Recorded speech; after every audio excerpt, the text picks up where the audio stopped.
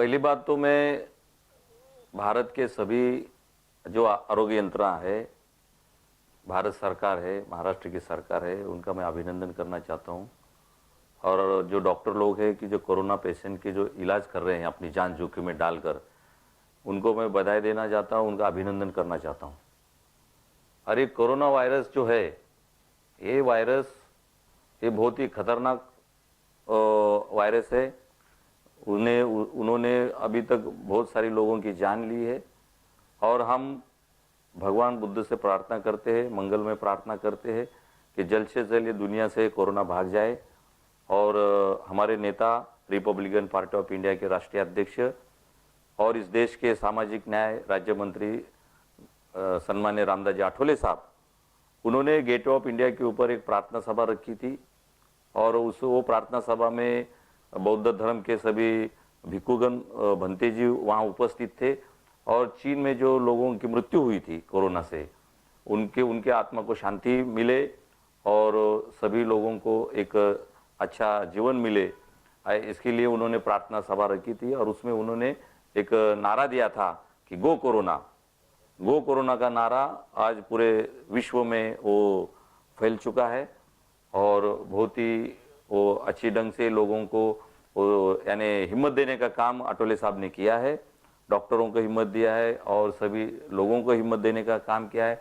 लोगों का जो सुख समाधान अच्छा रहे, उनकी आरोग्य अच्छा रहे, इसके लिए उन्होंने बहुत ही धीर यानी ताकत देने का काम आठवले साहब ने किया है। ने अभी महाराष्ट्र सरकार ने जो सूचना जाहिर की है, किसी हॉस्पिटल ने भी सूचना घोषित की है, सूचना दी है लोगों को कि हर 1 घंटा 2 घंटे के बाद हाथ धोना चाहिए, अपने मुंह के ऊपर मास्क लगाना चाहिए, और गर्दी में हो बाहर का कुछ खाना नहीं चाहिए। और होटल्स हो, मॉल्स हो, सिनेमा टॉकीज है, ऐसे जहां गर्दी जमा होती है ऐसे स्थल पर जाना नहीं चाहिए। और वो भी बहुत ही अर्जेंट काम होगा तो अपनी फ्रीक्वेंसी लेकर वहां जाना चाहिए, मास्क लगाना चाहिए। और जिसको खांसी आए उसके तरफ से कम 2-3 फीट की दूरी रखनी चाहिए। और जो महाराष्ट्र की सरकार और केंद्र सरकार ने जो घोषणा निकाली है, तो सब जगह शहर हो या गली हो या विलेजेस हो, इसी सभी जगह घर घर में जाकर जन जागृति का कार्यक्रम भारत सरकार कर रही है। और मैं सभी लोगों को कहना चाहता हूं कि जो गवर्नमेंट ने जो फ्रीक्वेंसी दी है, जो सूचना दी है, वो सूचना सभी लोगों ने उसका अध्ययन करना चाहिए। नहीं, मैं तो ये कहता हूँ कि बौद्ध धर्म जो है, मैं किसी धर्म के खिलाफ नहीं बोलूँगा, लेकिन जो बौद्ध धर्म है, भगवान बुद्ध ने जो धम्म दिया वो साइंस के ऊपर आधारित है। और किसी आदमी को बुखार खांसी आएगी तो अभी उसके ऊपर वहाँ से नींबू अगर उसके ऊपर से ऐसा करके अगर फेंक दे तो बुखार जाने वाली नहीं है। तो उसके लिए डॉक्टर के पास जाना बहुत जरूरी है। तो मैं अपना जो भारत सरकार जो प्रयास कर रही है, और पूरे वर्ल्ड में प्रयास चालू है, जो जहाँ के साइंटिस्ट या पूरे वर्ल्ड के साइंटिस्ट उसके ऊपर एक मेडिसिन का शोध लगा रहे हैं कि इसके ऊपर कोरोना को किस तरह से मारा जाए। ये सभी जाति धर्म का देश है और सभी जाति धर्म के लोग भगवान को भी मानने वाले हैं, जैसे हम भगवान बुद्ध को मानते हैं।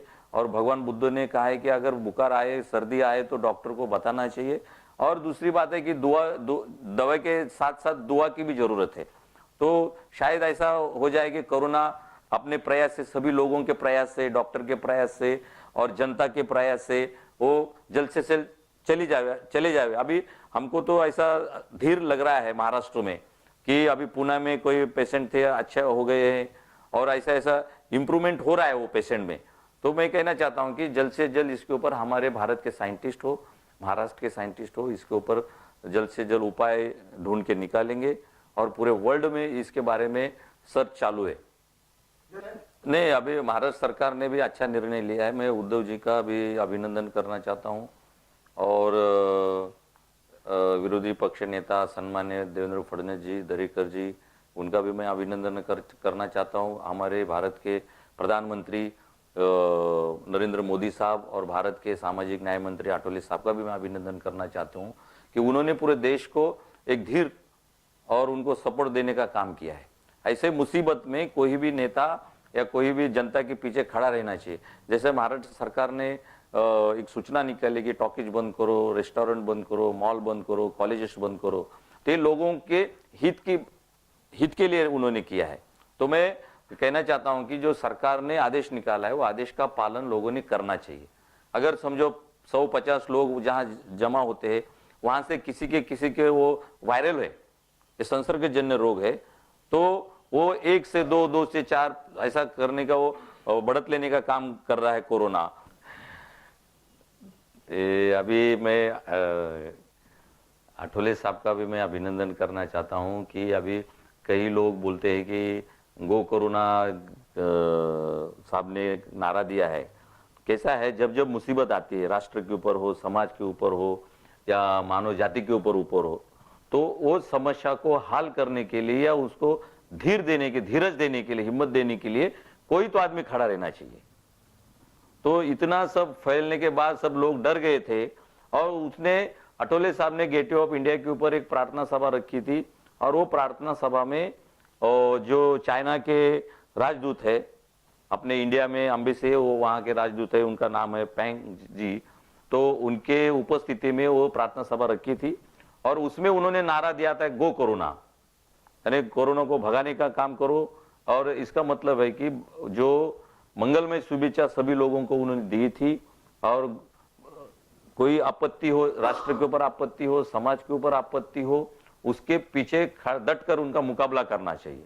कि आठवले साहब एक नेता ऐसे है कि उन्होंने फिक्र नहीं करते हुए लोगों को धीरज देने का काम किया है, देश को धीरज देने का काम किया है और सारी दुनिया के लोगों को धीरज देने का काम किया है, हिम्मत देने का काम किया है और उन्होंने रास्ते पर आकर वो कोरोना को भगाने का नारा उन्होंने दिया है, तो हम उनका समर्थन करते हैं।